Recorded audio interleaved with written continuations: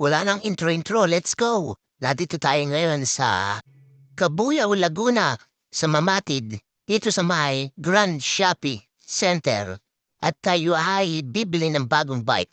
Samahan natin ngayon ang ating tropa na si Kuya Ruiz dito sa may bike park. Sa mga gustong bumili, punta lang kayo dito sa may bike park. Marami sila ditong ini-offer na bike. Merong mga pambata, mayroong mga pangmatanda, mayroong mga pambabae, may pang lalaki. Para sa mga payment, meron sila ditong cash, mayroong GCash, pwede din sa home credit at sa mga credit card. Kaya kung gusto niyo, punta na kayo dito. Kaya si Kuya Ruizo, ang pogi pumipili niya siya ng bike para sa kanyang bagong sasakyan. Sa Pinewood, meron tayong 21,250 o pinipitik-pitik pa o. At para naman sa Sunpeed, meron tayong 25,800.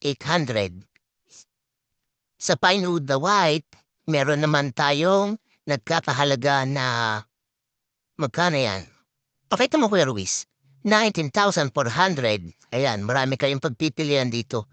At na dito, ayan, ginagawa na yung bike ng Kuya Ruiz o Sunpeed Lunar. Ang ganda. Puting-puti.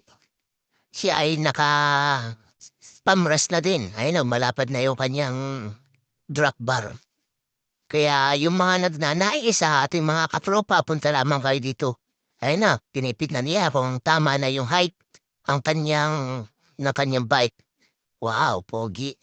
Baka naman meses. Ibili mo rin ako niyan. Oho. Wow. Ayan, ano Kuya Ruiz, okay na? Oo, si tropa oh. Papadyasan ng Kuya Ruiz yan. Ayun o, pinapadyasan na, masyadong mataas. Huwag mo kaming iiwanan sa rides, Kuya Ruiz ha. Baka ay yung hataw-hatawin.